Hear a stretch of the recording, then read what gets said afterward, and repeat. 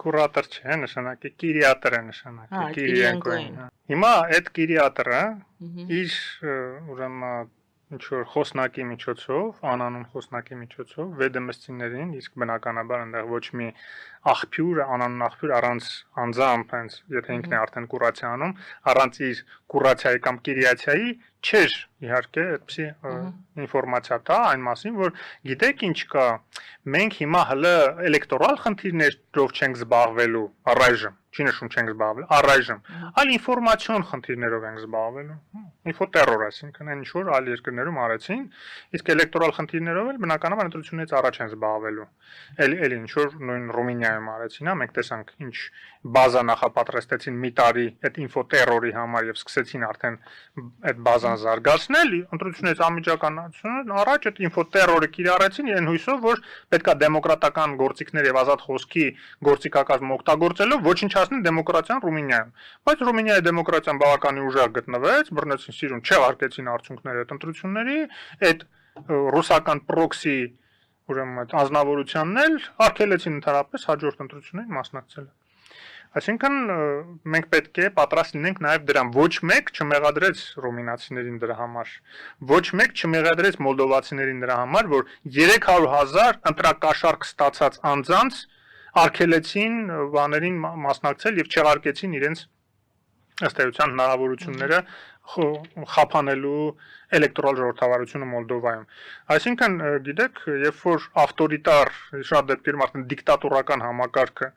իր պրոքսիներին ժողովրդավարության գործիքների միջոցով ուզում է ժողովրդավարությունը ոչնչացնել, պետք է դրանց դեմ առնել։ Ոչ թե ասել դե գիտեք ինչ կա, դա ժողովրդավարություն է, ոչինչ, կարելի է պարտվել դիկտատորների պրոքսիներին, չէ, չի կարելի։ Գործիք կա։ Մի հատ էլ այտենց Գերմանիայում եղավ ֆաշիստական Գերմանիան այդպես առաջացավ, երբ որ Հիտլերին այդպես ժողովրդավարական մեթոդներով թույլ տվեցին գալ իշխանության։ Իհարկե գործիքներ կան։ Ուղղակի այդ գործիքները մեր իշխանությունները լավ չեն կիրառում։ Շատ ժողովրդավար են շատ դեպքերում, հա, ես մի անգամ չի նշել եմ, որ ոնց է ժամանակին Տիգրան Հակոբյանի առաջարկները մի քիչ ավելի խիստ օրենսդրություն սահմանել, խոսքի ազատությունը կարգավորելու, ոչ թե սահմանափակելու, կարգավորելու եվրոպական ստանդարտներով կարգավորելու, ատելության խոսքը նվազեցնելու, դեզինֆորմացիան նվազեցնելու ուղղությամբ, եւ ոնց են ԿՊԱ-ականը ասում, չէ, ոնց կլինի, մենք ժողովրդավար ենք, այդպիսի սահմանափակումներ մենք ոչ ենք մտցնի։ Եվրոպան էլ է շատ սահմանափակող եւ ոչ ժողովրդավար, մենք ենք ժողովրդավարները։ Ժողովրդավարության կղզյակ են, չէ՞, այդ արը։ Իդեպ այդ օրերս որ 34-րդ տեղն ենք գրավել խոսքի ազատության, հա մի կողմից շատ ուրախալի է, լավ է, որ այսպես լավ իմիջ է ձևավորում Հայաստանի շուրջ, եւ իրոք ազատ խոսքի կղզյակ է տարածաշրջանում, որտեղ կողքի երկրները բոլորը վատ վիճակում են, նույնիսկ Վրաստանը, բայց մյուս կողմից մենք պետք է հասկանանք, որ դրա գինը ժողովրդավարությունը չպետք է լինի։ Դրա գինը մեր երկրի ապագան չպետք է լինի։ Ինչ է շնակում, դա արդեն անարխիայի է նմանվում, այն աշճանի ազատություն է տրվել, որ ոչ վերահսկվում են ֆինանսական հոսքերը լրատվամիջոցների, ոչ որևէ սահմանափակում կա, ռեալ սահմանափակում ատելության խոսքի հանդեպ։ Երեկվա Լևոն Բարսեղյանի լայվն էի լսում, շատ հստակ հերթով օրինակներով բերում էր, ոնց են տարիներով պայքարել այդ ատելության խոսքի դեմ, եւ ոնց են քնչական մարմինները հրաժարվել գործ հարուցել ատելության խոսքը տարածողների դեմ։ Եվ 7 տարով, 4 տարով, տարիներով սպասում են այդ մարդիկ եւ պետք է քնչականները ինչ որ տեղից շարժվեն։ Իսկ գուցե այդ քնչականներում դեռ նստած են նախկինների պրոքսիները, իրենց հետ կերակրատաշտից օգտվածներ, որտեղ վեթինգ չարեցին իշխանությունները, եւ դրա համար էլ նույնիսկ այս եղած շատ լիբերալ օրենքով էլի ամեն դեպքում որոշակի սահմանափակումներ կան, քրեական օրենսգրքով սահմանափակումներ կա ատելություն տարածելու համար, սպառնալիքներ, հա, ահաբեկման փորձեր, թեկուզ վերբալ եւ այլն, դրա համար պատասխանատվություն ենթադրում։ Մեր քնչականները ասում են, չէ, իշխանությունները ինչքան ժողովրդավար են, քնչականները սուպեր ժողովրդավար են։ Պատկերացնում եք այն քնչականները, որոնք որ բոլոր ազատ խոսքի տեր ընդդիմադիրների հանդեպ գործեր են կարում դեռ մինչև հեղափոխությունը։ Այդ նույն մարդիկ իրենց տեղերում շարունակում են նստել, նույն քննիչները։ Բայց իրենք ժողովրդավար են դառել։ Այն աշճան, որ հիմա սերրարոբականների այդ լրիվ ատելության խոսքի այդ աղբը, որ տարածվում է մեդիա ոլորտում, պաշտպանում են, ասում են, չէ, մի կպեք, իրենք ժողովրդավարության բաներից են օգտվում, բարիքներից են օգտվում։ Այդ վիճակում ենք մենք հիմա։ Տեսեք ինչ խորամանկ են անում, արդեն իրենք իրենց սխալներից մի քիչ փորձ են ձեռք բերել, ռուսական այդ կրեատուրայի նաև սխալ ինֆորմացիաները, որ տվել են ժամանակին, արդեն հասկացել են, որ մի քիչ ուրիշ ձև է պետք անել, տեսեք ինչ փափուկ բարձ են դնում, նույնիսկ ոչ թե իշխանությունները, հայ հասարակության գլխի տակ, ասում են, դե պարզեք Նիկոլ Փաշինյանը մեկ է կընտրվի, Մեզ ընդհանրապես պետք է մինորիտար մի հատ ազդեցություն, հատուկ շեշտում եմ, մինորիտար ազդեցություն ունենա գոնե Ռուսաստանը Հայաստանի ուրեմն իշխանությունների մեջ։ Չէ, դուք մինորիտար ազդեցություն է ձեր մինիմում ծրագիրն է, մինիմումի մինիմումն է։ Մենք լավ գիտենք ձեր նպատակները, միշտ ինչա եղել է այստեղ։ Եվ հիմա որ ասում եք Սերժ Սարգսյանի եւ Ռոբերտ Քոչարյանի վրա են հույսները դրել, որ տենք ուրիշ մարդ չունեն։ Հա, ճիշտ է, բայց այդ երկու ուժն էլ արդեն իրենք հասկանալով որ սեփական դեմքով հանդես գալը հակացուցված է իրանց, չնայած Քոչարյանը հիմա մի քիչ էլի ոգևորվել է այս Տրամփ-Պուտին վերջի հանդիպումներից, ինքը ֆալշտարտի մեջ ընկավ, միանգամից իրան գցեց մեյդան, ես մասնակցելու եմ, հա, բա ոնց, առաջ ասում էր տերտերներ բերենք, ինձ դեմքով հանդես գանք, չէ, ոնց որ արեցին անցած տարի մայիսին, բայց տեսան այդ էլ չի ստացվում, ասում չէ, հիմա արդեն ինքը իր դեմքով, քանի որ արդեն Տրամփը Պուտինի հետ լավացել են, հա, իրենց sense բանով պատկերացումներով ասած, հիմա ինքը որոշել է ինքը իր դեմքով հանդես գա, բայց մեկ է Գյումրիում օրինակ ինքը իր դեմքով հանդես չեկավ։ Այսպես էլի պրոքսիներ գցեցին մեդան, ընդ որում ամեն մեկը երկու պրոքսի, մեկը ուղիղ իրենց հետ աֆիլիացած, մեկը անուղակի իրենց հետ աֆիլիացած։ Բայց ինչու Ռուսաստանը այսպես բացահայտեց իր ազդեցության քաղաքական գործիչներին։ Ընդ որում շատ հետաքրքիր, որ առաջինը Սերժ Սարգսյանի անունն է ֆիքսվում, հետո Ռոբերտ Քոչարյանի, հա։ Մենք պետք է տողատակում հասկանանք, թե ինչ են ուզում նաև ապատեղեկացնեն հասարակությանը։ Ակնհայտ է, որ Ռուսաստանի համար Սերժ Սարգսյանը այդքան էլ ցանկալի տեխնացու չի, ի տարբերություն Ռոբերտ Քոչարյանի, չնայած Սերժ Սարգսյանը հիմա ամեն ինչ անում է ցույց տալու, որ ես ավելի լավ կծառայեմ ձեզ պարոն Պուտին, քան թե Քոչարյան, հա։ Ես կարծում եմ հայ հասարակությունը պետք է օգտվի դրանից եւ նաեւ մեր եվրոպացի գործընկերները, որոնք որ միջև հիմա չգիտես ինչի թթու են դրել, պահում են ՀՀԿ-ին որպես դիտորդ անդամ, որ ընդհանրապես տեղ չունի այնտեղ եւ ի դեպ վերջերս ՀՀԿ-ն դատապարտում է ԵԺԿ-ի հայտարարությունը, որով ԵԺԿ-ն աջակցություն է հայտնում Հայաստանին։ Հա իհարկե, պետք է դատապարտել Ադրբեջանի շահերը սպասարկող է այստեղ, ռուսական շահերը սպասարկողը ո՞նց պետք է ուրախանա ԵԺԿ-ի հայտարարությունից, որը Հայաստանի շահերն է սպասարկում, հա, ուղղված էր Հայաստանին։ Բայց ես ուրիշ բան եմ ուզում ասել, որ քանի որ Սերժ Սարգսյանը այդպեսի մեծ մղում ունի իր ուրեմն հավաքույթով հանդերձ պրոռուսական դաշտ մտնելու, պետք է թույլ տալ, որ մտնի պրոռուսական դաշտ եւ չխանգարել։ Եւ ԵԺԿ-ի մեր գործընկերներին ես հորդորելու եմ, որ օր առաջ լուծել ՀԿ-ին հեռացնելու հարցը, որ խոչընդոտ չլինի, որ ռուսները չասեն, այ ՀՀԿ դու ինչ գործ ունես պրոռուսական դաշտ ես մտնում։ Գնա արևմտամետների դաշտում մրցակցի։ Ուր ես եկել մեր Ռոբերտ Քոչարյանի դաշտում ուզում մեր Ռոբերտ Քոչարյանի հետ մրցակցես ռուսամետների այդ ձայների համար։ Երբ որ դու ԵԺԿ անդամ ես, այ որ ԵԺԿ անդամությունից դուրս գա, ինքը լրիվ այսպես մաքուր պրոռուսական դառնա եւ գնա մրցակցի պրոռուսական դաշտում, ուրեմն այդ պրոռուսական ձայների հետ, որոնք Հայաստանում 30-ից 40% են։ Դրա համար էլ Ռուսաստանը ուժեղացնում է իր, ասում է, փափուկ ուժ պետք է, փափուկ ուժս պետք է ուժեղացնեն։ Այդ փափուկ ուժը երկու նպատակ ունի։ Նախ ուժեղացնել իր պրոքսիներին, իսկ մեկը հիմնական իր պրոքսին առայժմ Քոչարյանն է։ Ինչքան էլ իրենք Սերժ Սարգսյանն կողքը դնում են, հա, ինչքան էլ Շարմազանովը իրեն այսպես ճղում է տարբեր Եդինա Ռասիաների բաներում, հակաեվրոպական նարատիվներ տարածելով եւ այսպես հայրենասիրական ճառեր հակաադրբեջանական հենց տեղում, հա, ինչ որ վիճաբանությունների մեջ մտնելով, որ տեսեք ով է պաշտպանում Հայաստանի շահերը եւ այլն։ Մեկ է, ռուսները չեն վստահում Սերժ Սարգսյանին եւ դա ակնհայտ է եւ դա պատճառներ ունի։ Հենց նաեւ ռուսական զենքի մատակարարումները սկսվեցին հատկապես Սերժ Սարգսյանի օրոք, հա։ Հիմա մենք պետք է հասկանանք, եթե այդպես է, շատ լավ, այդ 30% ձայները նախ, հա, առաջին այդ պրոքսի ուժերին աջակցելն էր Ռուսաստանի այդ փափուկ ուժի գործադրման նպատակը։ Երկրորդը այդ 30%-ը 30-ից 40 հիմա այդպես մի քիչ լղոզված է, հա, տատանվում է, մեծացնել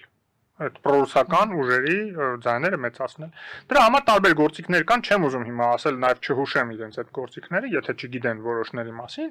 բայց մեր գործը պետք է լինի, որ հանկարծ դա թույլ չտանք, որ շարունակենք հիշեցնել մեր հասարակությանը ովքեր են ռուսները ինչ արեցին մեր գլխին։ Ռուսները նկատի ունեմ Ռուսաստանի իշխանությունները, հասկանալի է, ռելոկանտներին նկատի չունենք, միշտ այդ շեշտում ենք, որ մենք շատ լավ ենք պարզ ժողովրդին վերաբերում, հատկապես նրանք, ովքեր որ փախնում են Պուտինից։ Հիմա, եթե այդպես է, թող ուրեմն այդ երկու ուժը պսևդոընդդիմադիր, որտեղ ընդդիմություն կարող լինի քաղաքական ուժ, նրանք քրի օլիգարխներ մնացուկներ են, քաղաքական ուժի, քաղաքական բառի հետ կապ չունեն, հա։ Թող իրենք մրցակցեն այդ պրոռուսական ձայների համար, տարբեր նորահայտ այլ տեղերում վարդանիկներով եւ այլ կրիմինալներով, իսկ այդ մրցակցությանը թող նաեւ գուցե թեկուզ մասամբ այդ պրոռուսական նաեւ ձայների համար պայքարի կփն։ Եթե Նիկոլ Փաշինյանը այսպես փորձում է այդ բալանսը պահել Արևմուտք-Ռուսաստան, ինչքան էլ իհարկե ողջունելի քայլեր է անում դեպի Արևմուտք, որը մենք ողջունում եւ աջակցում ենք եւ չենք շեղվել այդ ճանապարհին, մենք նկատի ունեմ այն բոլոր ուժերը, որոնք որ անկեղծորեն ուզում են, որ այո, իշխանությունները այդ քայլերը դեպի Արևմուտք անեն, այլ ոչ թե ձև են տվել իրենց, որ իրանք արևմտամետ են, բայց ցանկացած դեպի Արևմուտք քայլ փորձում են սաբոտաժ անել, հա։ Այդպես պետք է նաև հասարակությունը տարբերի նրանք, ովքեր խոսքով են արևմտամետ եւ Հայաստանի եվրոպական ինտեգրման կողմնակից եւ գործով։ Եվ եթե Նիկոլ Փաշինյանն էլ այսպես կենտրոնում է մնում, ուրեմն արևմտյան դաշտը մնում է, այսինքն 3 ուժ է առաջանում, հա։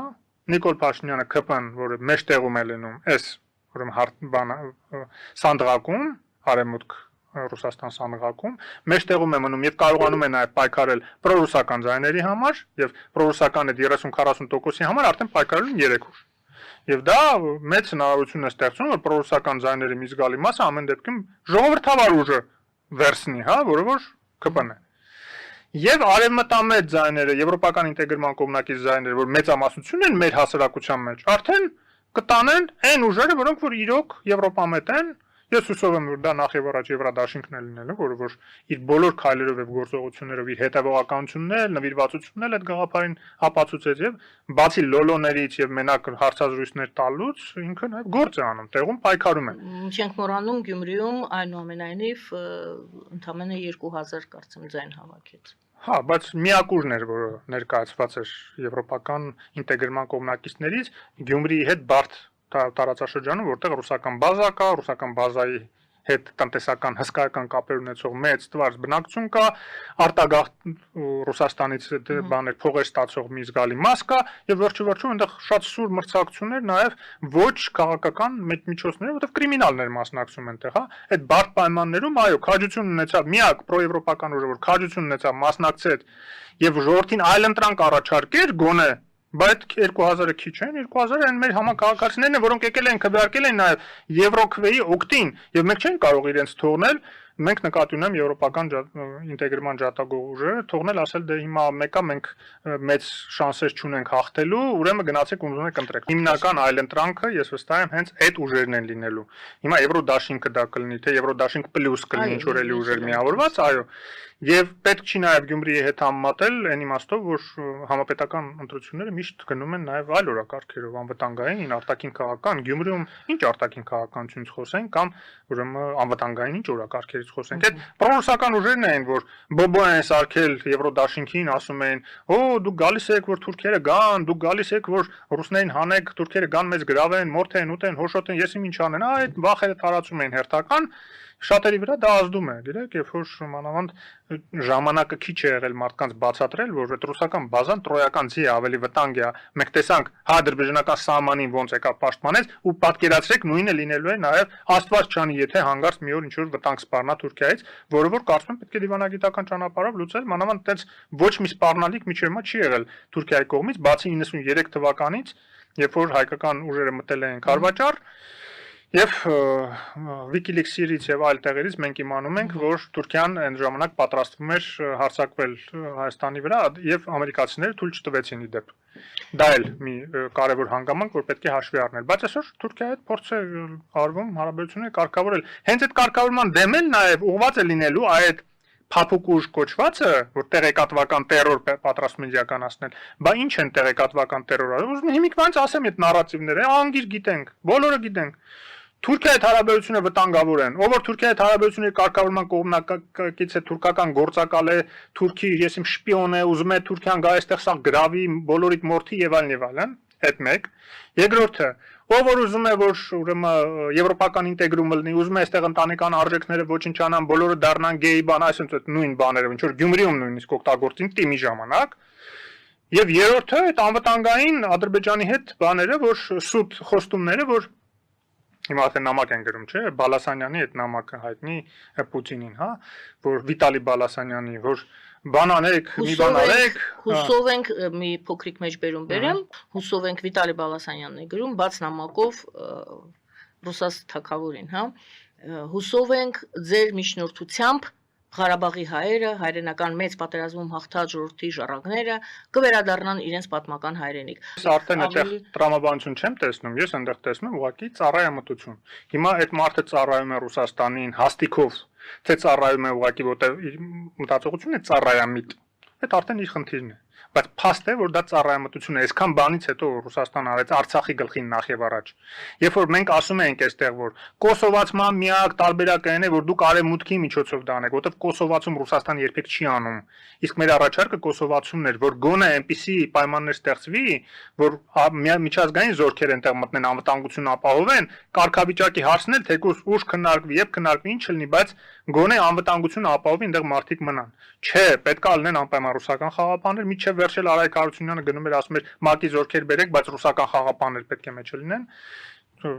Ֆրանսիացիներն էլ զարմացած ասում են, բա մեզանից ինչ եք ուզում, հա, գնով Ռուսաստանի խաղապար եք ուզում, գնացեք Ռուսաստանի հետ բանակցեք։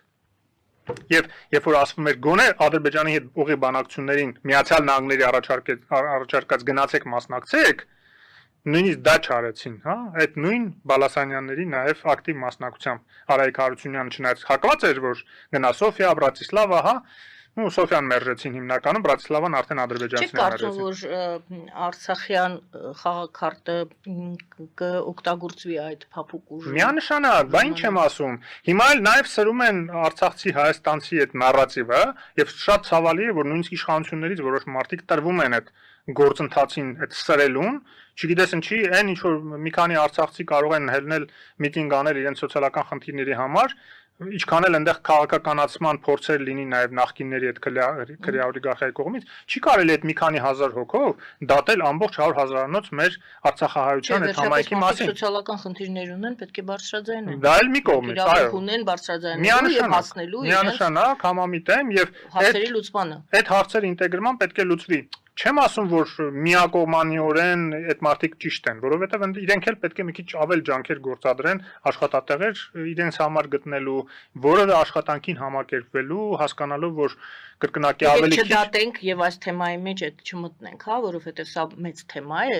Չէ, դատելու հարց չկա, կա օբյեկտիվ իրականություն ներկայացնելու, որպեսզի այնպիսի տպավորություն նաեւ չստեղծվի, որ այդ մարդիկ, ովքեր որ այդ պայքարը մղում են